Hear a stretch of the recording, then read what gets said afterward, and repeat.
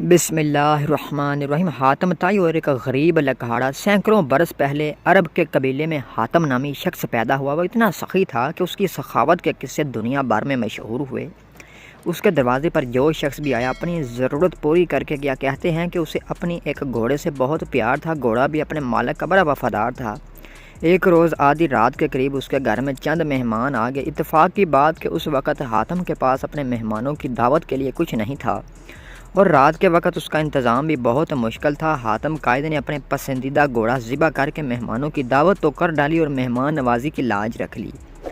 ایک مرتبہ اس نے عرب کے سرداروں کی دعوت کی۔ اس روز 40 اونٹ ذبح کیے گئے۔ دعوت ختم ہوئی۔ سردار آپس میں ادھر ادھر کی باتیں کرنے لگے۔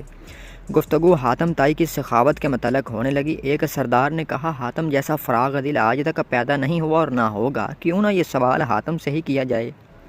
ایک سردار نے کہا، چنانچہ حاتم سے پوچھا گیا کہ اس نے اپنے آپ سے زیادہ سخی اور عظیم انسان دیکھا ہے یا سنا ہے؟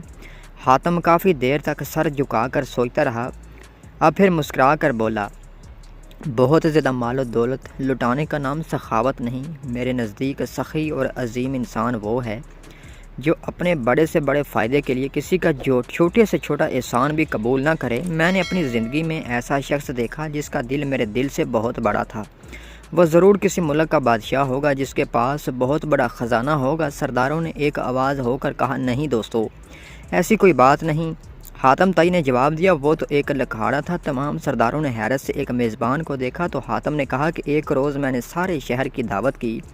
مہمانوں کو کھلانے پلانے کے بعد میں جنگل کی طرف نکل گیا۔ وہاں میں نے ایک بوڑھے شخص کو دیکھا۔ اس نے اپنے سر پر لکڑیوں کو ایک بھاری گٹھا اٹھا رکھا تھا جس کے بوجھ سے اس کی کمر جھکی جا رہی تھی۔ اس کے پھٹے پرانے کپڑے پسینے میں بھیگے ہوئے تھے۔ میں نے ترس کھا کر اس کی مدد کرنے کا فیصلہ کیا اور کہا، بابا جی، میں آپ سے چند باتیں کرنا چاہتا ہوں۔ یہ کہہ کر میں نے اس کے سر سے وہ بوجھ اتارنے کے لیے اپنا ہاتھ آگے بڑھایا تو وہ فوراً پیچھے ہٹ گیا۔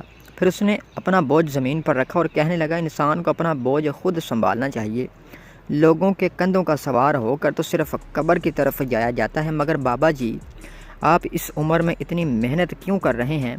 تو پھر مجھے کیا کرنا چاہیے؟ غیرت مند لکھاڑے نے مسکراتے ہوئے پوچھا، آپ کے شہر میں حاتم طائی رہتا ہے، وہ سینکڑوں انسانوں کو ہر روز کھانا کھلاتا ہے، آپ اس کے دروازے پر کیوں نہیں جاتے؟ یہ سن کر لکھاڑے نے گور کر مجھے دیکھا اور بڑی بے نیازی سے کہا، حاتم کے 2 ہاتھ ہیں، خدا نے مجھے بھی 2 ہاتھ عطا فرمائے ہیں۔